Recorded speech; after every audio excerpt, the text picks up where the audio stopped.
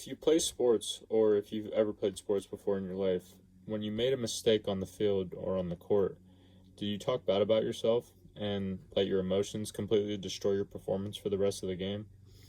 If that was you, you're extremely similar to how I used to be. So instead, what we want to do is think, okay, there's no fucking reason that I should have made this mistake. I've practiced it 1,000 times. I know should not have made this mistake. How do I make sure that this mistake never happens again?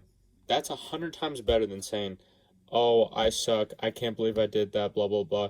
You need to think in terms of solutions, not problems. I think it's good to be hard on yourself and try and nitpick all the little things that you do wrong during a practice or a game or whatever, but you have to frame it in a solution oriented manner, not just talking bad about yourself. Like, the problem I see with most people is when they're hard on themselves, they don't make it constructive. They don't make it so they're hard on themselves in terms of finding a solution to the mistake or finding a solution to the problem. That's the key. You can actually gain a huge advantage over your competition by always thinking, okay, that wasn't what I just did, wasn't as good as it could have been. What can I do to make that better?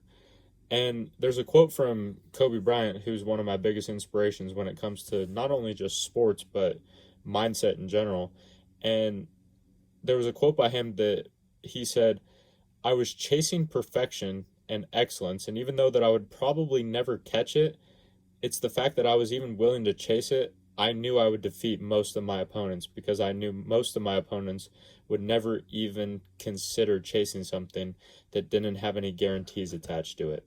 So these emotions like anger and frustration, that whatever you're doing, or if you're pissed off that you don't have the life that you want yet, you can use these emotions that people say are bad. They say anger and frustration and being pissed off is bad, but they're extremely good sources of fuel.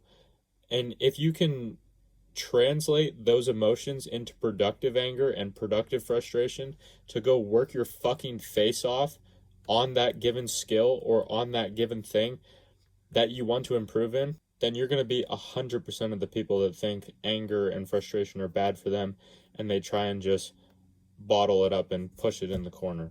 And some of these like black pill fucking YouTubers that I see, they'll tell you like emotions bad or whatever. I would actually argue that feeling nothing is the worst feeling that you can have as a man, because feeling nothing usually results in doing nothing.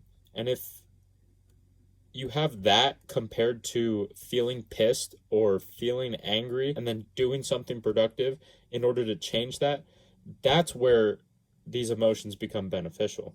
And this goes for anything too. I know I made the analogy of talking about sports, but this translates to anything in life, whether it's business, your health, your fitness. Like, it's okay to have these high standards for yourself and nitpick all these little mistakes that you think you have. But it's extremely important to use it in a productive way by using these emotions like anger and frustration to find solutions for the mistakes that you made so it never happens again.